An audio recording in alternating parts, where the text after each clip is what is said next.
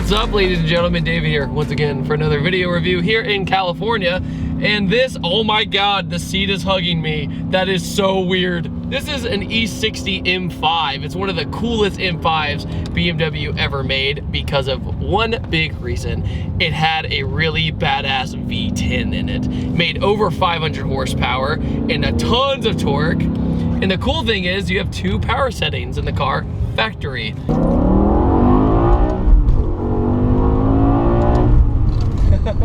Feels like when you go around a turn, like a little alien from outer space is hugging you. It's like the weirdest thing in the world. And I know you can't really see it, but the side bolsterings are moving as I'm turning the wheel.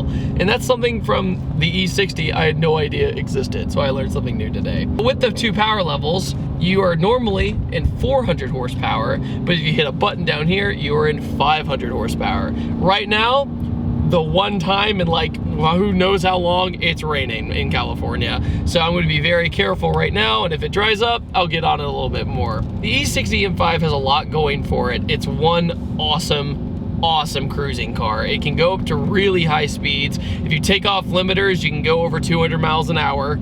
It can rev to the sky to 8250 RPM stock, but this one with the tune can go to 8500 RPM. Which is ridiculous. The E60 as well has a beautiful interior. This one in particular has like the brown or like cinnamon interior essentially. It's close to that anyway from the E46. And the steering wheel feels great. The SMG transmission feels great. It's actually very hard to find these in stick shift. This is also another car that, you know, with a warranty would be one of those badass dailies ever.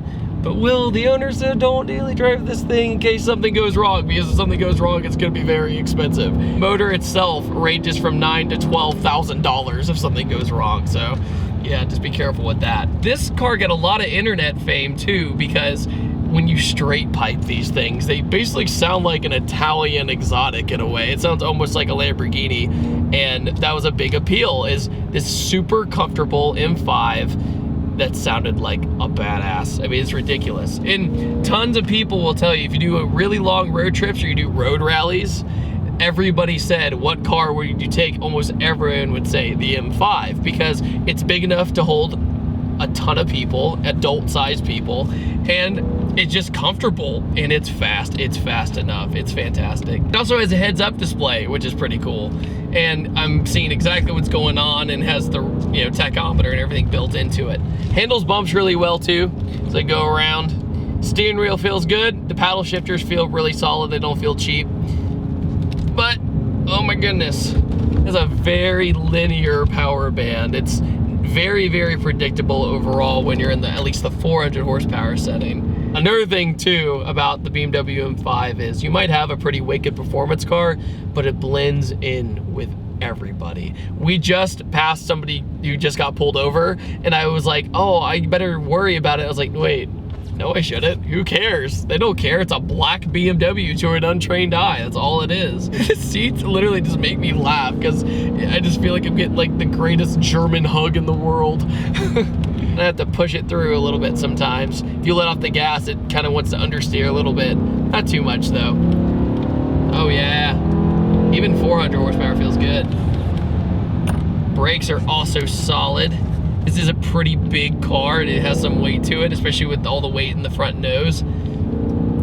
But the body roll is pretty limited. All right. It is so dark and gloomy. What is happening? Of course, the one time I come to California, guys, it rains. We go to Florida. Of course, the one time I come to California, guys, it rains. We go to Florida to film last year, coldest winter in 50 years.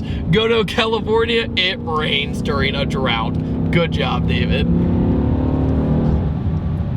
All right, I'm in the 500 horsepower setting now, so.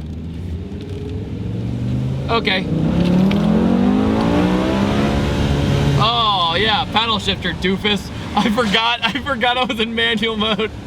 Oh no. I had fun in first gear, that's one thing to say. But yeah, first gear pulled really solid. You instantly could tell that there was more horsepower. The 400 almost feels like a lion trying to get out of its cage. Oh yeah. It is awesome. It's really balanced for how big it is. I'm actually pretty impressed. It's gonna barely get in it and it goes right around. All right, try again.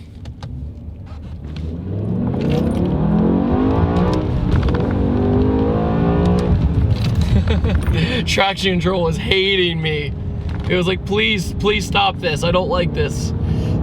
But yeah, shifted right in, went into power. I think it was pretty sweet. Gave you a little jolt. I think that was mostly the traction control.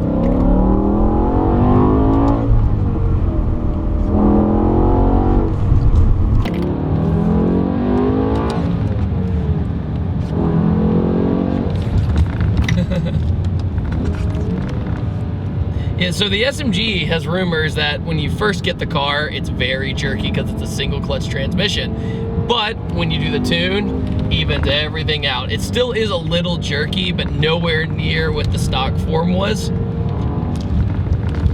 But it makes it a more enjoyable experience. I think roads are still a little wet, so I'm being a little careful. Here we go. Open up, let's go. Brake, downshift. All right, that's awesome. I can totally see why people fell in love with this thing when it first came out, because I've never driven a BMW like this. I'm more used to traditional inline six and even the E92 V8. That's pretty rare. But the V10, man, I can see why so many people were so bummed when they got rid of it, because it has so much character in it, you know, in a BMW, which now you drive a 4 Series and you're just like, I'm bored. It's funny because the engineering of BMW overall has gotten better, but it's just not as exciting. All right, guys, I want to thank you all for watching this quick little review of this V10 M5. I had a fantastic time driving it. I hope you had a fantastic time watching, and I'll see you guys next time. And take it easy. Have a great day.